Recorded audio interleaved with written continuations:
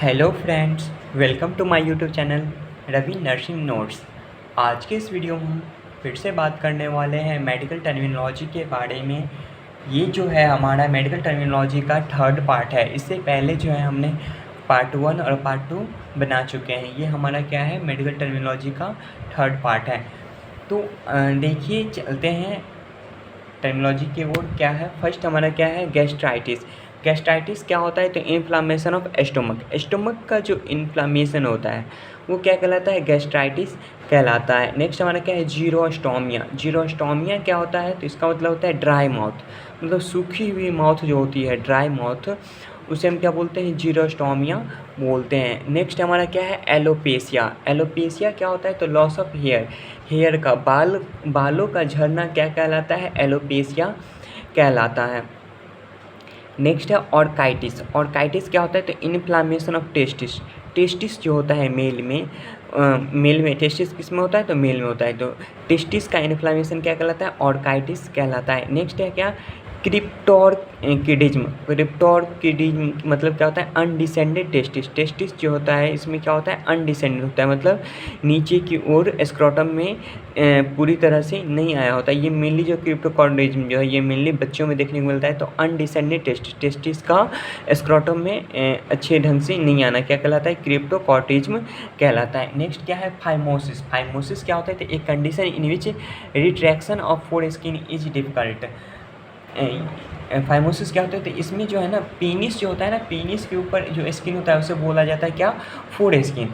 तो इसमें जो क्या होता है, पेनिस के ऊपर जो फोर स्किन होता है उसका रिट्रैक्शन क्या होता है, नहीं हो पाता है। एक ऐसा कंडीशन जिसमें जो है पेनिस का जो फोर स्किन होता है उसका रिट्रैक्शन नहीं हो पाता है, वो क्या कहलाता है, फाइमोसिस कहलाता है। फिर नेक्स्ट टर्मिनोलॉजी क्या है, लोबेक्टॉमी। लोबेक्टॉमी क्या होता है, तो removal of A lobe of lung. Lungs के एक लोब को रिमूव जो किया जाता है उसे क्या कहा जाता है, लोबेक्टॉमी कहा जाता है। नेक्स्ट है न्यूमोनेक्टॉमी। न्यूमोनेक्टॉमी क्या होता है, removal of entire lungs. Entire lungs मतलब पूरे के पूरे लंग्स को काट के हटा देना, रिमूव कर देना, क्या कहलाता है, न्यूमोनेक्टॉमी कहलाता है। फिर नेक्स्ट क्या है, गैस्ट्रेक्टॉमी। गैस्ट्रेक्टॉमी क्या होता है, तो रिमूवल ऑफ एस्टोमक, मतलब एस्टोमक को रिमूव करना क्या कहलाता है, गैस्ट्रेक्टॉमी। पार्शियल और कम्प्लीटली मतलब थोड़ी या पूरी का पूरी अगर रिमूव किया जाता है तो वो क्या कहलाता है, गैस्ट्रेक्टॉमी कहलाता है। नेक्स्ट फिर क्या है, ऑर्किएक्टॉमी। ऑर्किएक्टॉमी क्या होता है, तो रिमूवल ऑफ टेस्टिस। क्या है, ऑर्काइक्टॉमी। ऑर्काइक्टॉमी क्या होता है, तो रिमूवल ऑफ टेस्टिस। टेस्टिस का रिमूवल क्या कहलाता है, ऑर्काइक्टॉमी कहलाता है। नेक्स्ट है रिनाइटिस। रिनाइटिस क्या होता है, तो इन्फ्लामेशन ऑफ नेजल म्यूकोसा। नाक में जो नेजल म्यूकोसा होता है उसका इन्फ्लामेशन क्या कहलाता है, रिनाइटिस कहलाता है। नेक्स्ट है गैस्ट्राइटिस। ये रिपीट है इसलिए इसे राउंड किया गया है।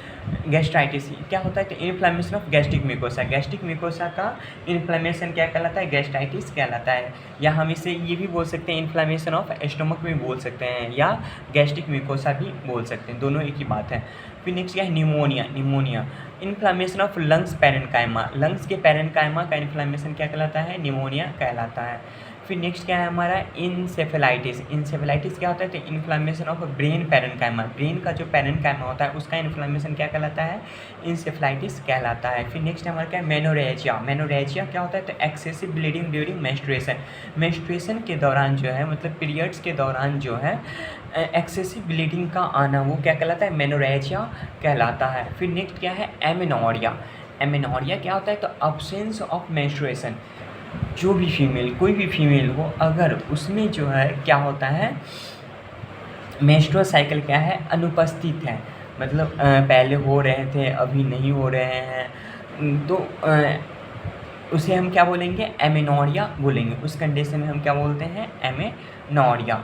फिर नेक्स्ट हमारा क्या है, पॉलीमेनोरिया। पॉलीमेनोरिया क्या होता है, तो इंक्रीज्ड फ्रीक्वेंसी ऑफ मेंस्ट्रुएशन। मतलब मेंस्ट्रुएशन जो होता है उसका फ्रीक्वेंसी का बढ़ जाना। उसका फ्रीक्वेंसी का बढ़ जाना मतलब क्या, कि अगर 28 दिन पे होता है, नॉर्मली 28 दिन पे अगर पीरियड्स होता है मेंस्ट्रुअल साइकिल, तो उससे पहले हो जाना, वो 20 दिन में, 21 दिन में, 22 दिन में, 23 दिन में, ऐसे मतलब कि 28 दिन से एक हफ्ता पहले या 10 दिन पहले जो है जब हो जाता है तो वो क्या कहलाता है, पॉलीमेनोरिया मतलब इंक्रीज फ्रीक्वेंसी ऑफ मेंस्ट्रुएशन। फिर नेक्स्ट क्या है, डिसमेनोरिया। डिसमेनोरिया क्या होता है, तो पेनफुल मेंस्ट्रुएशन, मतलब अगर मेंस्ट्रुएशन के दौरान, पीरियड्स के दौरान क्या हो रहा है, बहुत ही ज़्यादा पेन हो रहा है, तो वो क्या कहलाता है, डिसमेनोरिया कहलाता है। फिर नेक्स्ट क्या है, ऑप्थेल्मोस्कोपी। ऑप्थेल्मोस्कोपी क्या होता है, विजुअलाइजेशन ऑफ आइज। आँख का जो आँख को जो देखा जाता है, इक्विपमेंट कोई भी मशीन्स का उपयोग करके जो देखा जाता है, उसे हम क्या बोलते हैं, ऑप्थेल्मोस्कोपी बोलते हैं। मतलब वो जो प्रक्रिया होता है, कौन सा प्रक्रिया है, देखने का जो प्रक्रिया होता है, उसे हम क्या बोलते हैं, ऑप्थेल्मोस्कोपी बोलते हैं। नेक्स्ट है क्या, लैरिंगोस्कोपी। लैरिंगोस्कोपी क्या होता है, visualization of the larynx. Larynx का जो दर्शन किया जाता है, लैरिंग्स का जो मतलब विजुअलाइजेशन किया जाता है, देखा जाता है, उसे क्या कहा जाता है, तो लैरिंगोस्कोपी कहा जाता है। नेक्स्ट हमारा क्या है, यूथर्मिया। यूथर्मिया क्या होता है, तो नॉर्मल बॉडी टेम्परेचर और 98.6 डिग्री फ़ारेनहाइट या 37 डिग्री सेल्सियस, मतलब नॉर्मल बॉडी टेम्परेचर जो होता है, मतलब शरीर का जो नॉर्मल बॉडी टेम्परेचर होता है, वो क्या कहलाता है, यूथर्मिया कहलाता है। यूथर्मिया में जो बॉडी टेम्परेचर होता है वो कितना होता है, नॉर्मल, तो 98.6 डिग्री फ़ारेनहाइट या सेल्सियस में अगर बोले तो हमारा बॉडी का टेम्परेचर जो है सेल्सियस में कितना होता है, नॉर्मल, तो 38 डिग्री सेल्सियस 37 डिग्री सेल्सियस होता है। ठीक है, तो इस तरह से जो है आप लोग जो है पूरा का पूरा क्या कर लीजिएगा, ये नोट कर लीजिएगा। जो लोग मेरे चैनल पे नए हैं वो मेरे चैनल को सब्सक्राइब कर लीजिएगा, अपने दोस्तों को भी शेयर करिएगा। और जो लोग जो है पिछला वीडियो नहीं देखे होंगे पार्ट 1 और पार्ट 2 मेडिकल टर्मिनोलॉजी का, तो वो जाके वहाँ क्या कर सकते हैं, देख सकते हैं।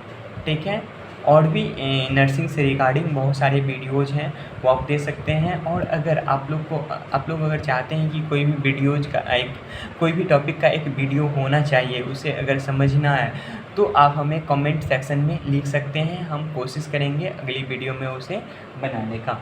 Thank you.